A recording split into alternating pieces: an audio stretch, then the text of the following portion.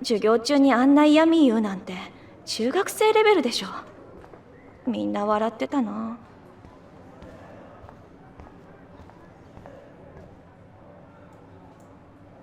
この辺の森は写真でもなんだか謎めいて見える。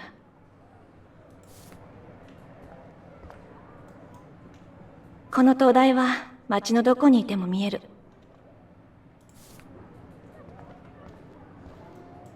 ビクトリアを見るといつも悪口言われてるような気がする。ジェファソン先生と話すときはいつもすごく緊張する。恥ずかしい。ジェファソン先生、今ちょっといいですか？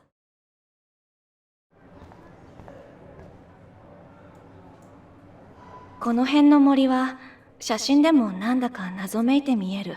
この辺の森は写真でもなんだか謎めいて見える。So この辺 means this area like around here.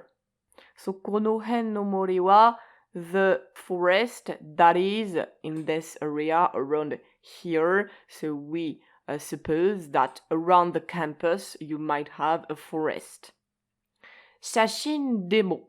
So here we have another demo. In the last video, we've seen that demo could be used to make a suggestion, but here it's not this demo. It would make no sense to say this picture or something. No, and it's not a suggestion or anything.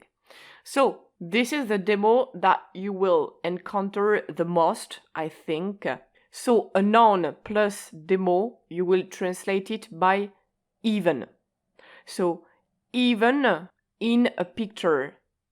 So the forest around here, even in pictures. Nandaka might be a useful word. It's an adverb that means somehow, somewhat.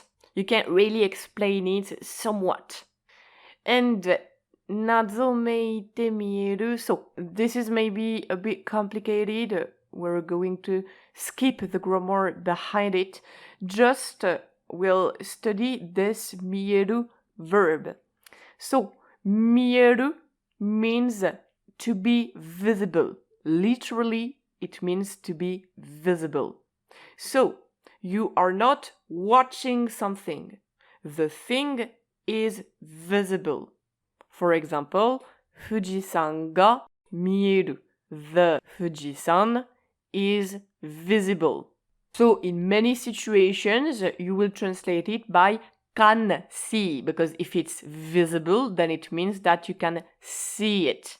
But this verb can also mean to seem, to appear like this. And here it's linked to another verb with a te form, and this te form you won't translate it by end.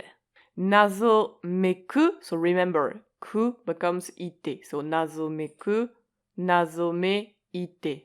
It means to be enigmatic, to be wrapped in mystery. And so both verbs are connected with this te form, and so it means it seems wrapped in mystery. So when you lay eyes on this forest, then the forest is visible, it appears to you, and the way it appears to you is wrapped in mystery. This is what te mieru means. But it's a bit complicated, and you might have noticed that in Japanese you have many different ways to say that it looks like, it seems like. So this is kind of a new way to say it seems like. But we won't get into all these nuances because this is the hard part of Japanese. One of the very much hard part of Japanese is that you have many different ways to say, let's say, one concept. So for example, the concept of to look like, to seem, etc. You have many different ways to say it, and of course every way is a bit different from another way. They all have their nuances and their contexts, their situations where you should use them. But whatever, the point here for the moment is just to understand. We just want to translate, and maybe later we'll see. So anyway, この辺の森は the forest around here なんだか somewhat 謎めいて見える appears enigmatic, like it's wrapped in mystery 写真でも even in pictures. So we understand that she knows this forest, that it always looks mysterious, but that even in a picture it looks enigmatic.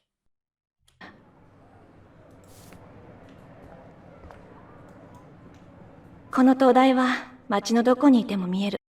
この灯台は街のどこにいても見える。So this is interesting. We're lucky here. You will understand why. The only thing that you don't know here is itemo. Itemo. So itemo comes from the verb iru, imasu in polite form, and it means to be, but to be as in to be in a place, to be here, to be there, to be somewhere. Not to be gentle, to be bad, to be mean. No. Iru is to locate something. So there is, or it is here. And so it's a te form plus mo. And so a verb plus te mo, you can translate it by even or even if. And so it's quite similar to demo that we've just studied. A noun plus demo equals even, and a verb plus demo equals even or even if. And this is why I said we were lucky, because we've seen the pattern with a noun and with a verb. But be careful, because here we won't be able to translate it by even if. Temo is not so simple and can be used in a few ways. And so when, like here, you have a question word before the verb with the temo form, then you have to add ever after the question word in English. So here you have doko plus itemo. So doko means where, so you add ever after it. So wherever. And then you translate your verb like normally. So wherever I am. And we have our mieru. So here the first meaning of mieru, can see, to be visible. And so この灯台は this lighthouse 街のどこにいても wherever you are in the city, you are is the translation of いる. So wherever you are in the city, 見える. You can see it. So basically, wherever you are in the city, you can see this lighthouse. It is visible.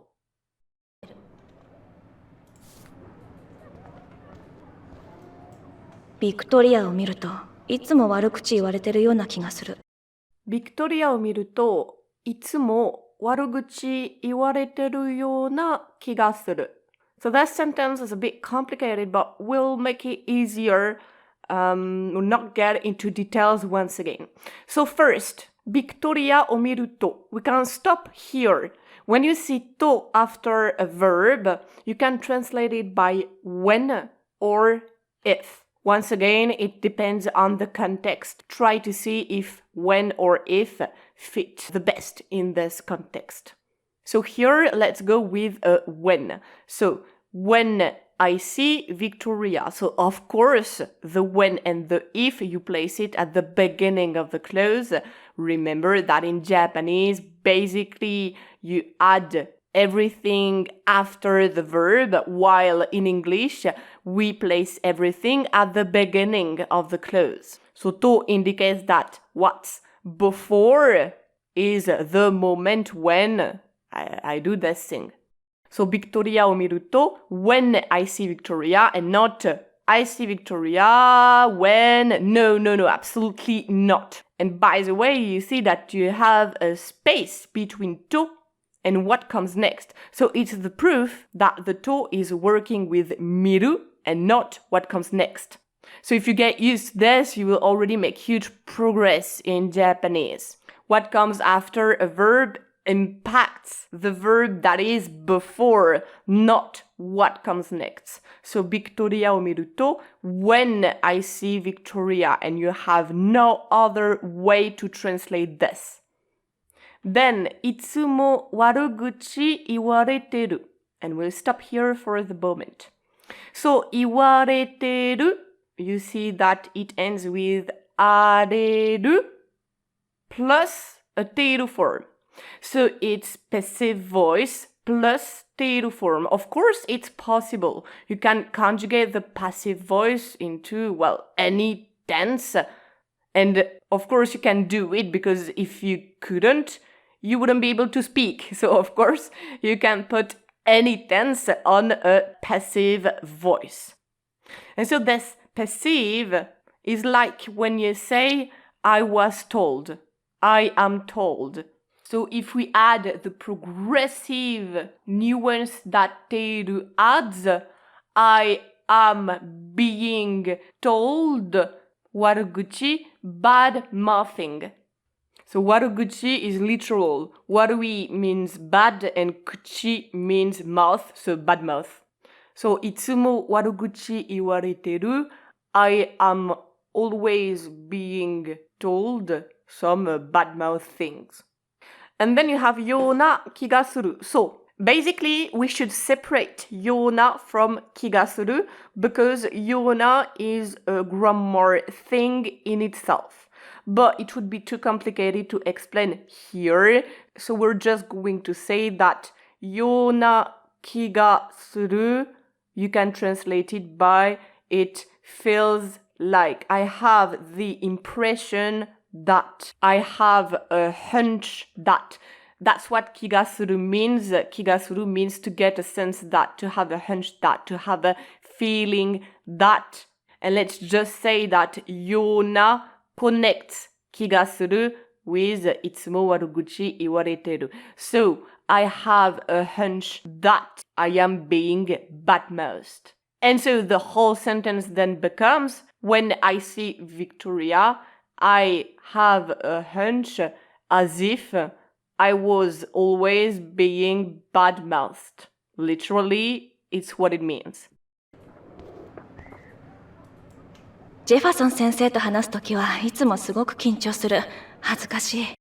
ジェファソン先生と話すときはいつもすごく緊張する。So to translate this sentence, you just need toki. Toki wa. The wa is with toki, but you can ignore it. It just adds a contrast effect, so whatever. So toki is used to say when.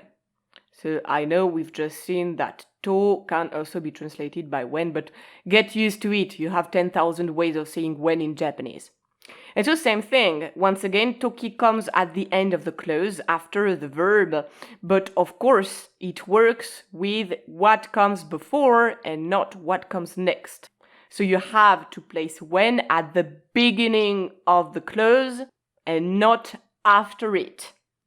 Then you have the to particle after a noun. So by the way, do not mistake this to with the to we've studied in the previous sentence. You have a to that you place after a noun, and you have a to that you place after verbs. Of course, it's not the same particle at all. So be sure to always pay attention to the location of the particle. Is it after a noun or is it after a verb? This is very important, and it also works for ga, for example. Ga after a noun, it indicates that it's the subject or the taste, etc., etc. But ga after a verb will be but. So of course it's completely different. But you have no exception to this rule. If you have to after a noun, it will be the particle that means and or with. And if you have to after a verb, then it will be the particle that means when or if, no exception. So here, of course, it's not the to that means and because you have no noun after it. You have the verb. So it's the to that means with. So de façon sensée to with de façon sensée. And so you see that the rule of placing things before when you translate also applies to basic particles. You're not going to say de façon sensée with. No. In Japanese, it's like always inverted. In Japanese, it will always be after the noun, after the verb, never before, okay? While in our languages, we tend to place prepositions, conjunctions, etc., before the noun, before the verb. So here, de façon sensée to, with de façon sensée, you place the preposition before the noun. And so, でfaçon senséeと話すときは when I speak with the professor Jefferson. いつもすごく緊張する. So, すごく is like the colloquial version of とても. So, it means very or a lot. すごく is oral casual speech and is used a lot. Like almost no one say totemo. Everyone says sugoku when you can speak casually. And kinchou suru means to stress out, to worry, to get anxious, to get stressed. So I always stress out a lot when I talk with the Professor Jefferson. 恥ずかしい. 恥ずかしい is an adjective that means to be embarrassed, to be ashamed, or just to be kind of shy.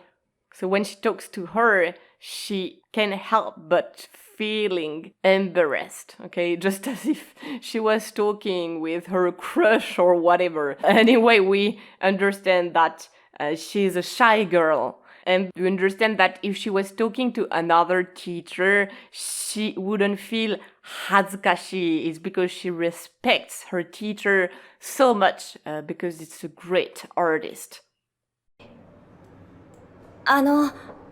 ジェファソン先生、今ちょっといいですか？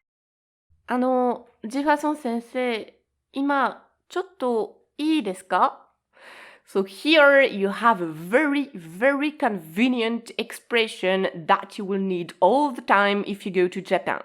So, is an interjection, and basically it's the equivalent of but a polite So you use when, for example, you want to politely call out to somebody or you want to politely ask someone a question. To politely get their attention, you will start with So actually, in this situation, in English, we would say, excuse me. So this is an interesting word to remember if you want to be polite. When you want to ask a favor, for example, you're lost in Tokyo, and you need to ask a Japanese person where to go, well, you will say, すみません. You see? And then you are very polite and the other person understands that you need to ask him something. And then you have ちょっといいですか?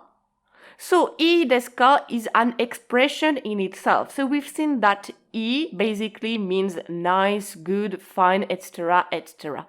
But when you say いいですか, in most situations, you are asking for a permission. So it can be any permission. It can be, for example, you're in class and you want to sit somewhere, you want to sit next to someone, but you don't know if maybe the student is not awaiting someone. And so you ask him, いいですか? And so he understands that you ask for permission. And of course, once again, it's implied that what you're asking for is to sit next to him. So it's kind of, can I? Another example, you're still in class and you realize that you forgot your pen, for example. And so you ask the person next to you, ペンいいですか? And so he understands that you're asking for permission to borrow one of his pen. So can I borrow one of your pen? Is it bothering you? That's what いいですか means. And so it's used a lot by itself to ask someone some time to speak with him. Can I talk to you for a second? When you say いいですか alone, in many situations, it's what it means. And here, this is what it means. Max is asking Jefferson if he's got a second to talk with her.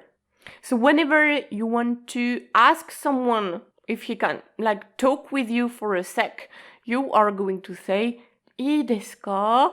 And you will add ちょっと. ちょっと will make your request even more polite. So basically ちょっと means a little, but it's used a lot to kind of soften your request. So whenever you say いいですか and you really want to be polite, you can add ちょっと in any situation. ちょっと is one of the words that you need to remember if you want to go to Japan and sound polite, because it's used whenever you want to soften anything. And believe me, in Japanese, you soften many things. And then you just have 今, so now. So can I talk to you for a second now? Isn't it bothering you? This is what she says. 邪魔よ、あっち行って。ビクトリア、口を慎みなさい。さて、ちゃんと提出する写真を用意してきてくれたんだろうね。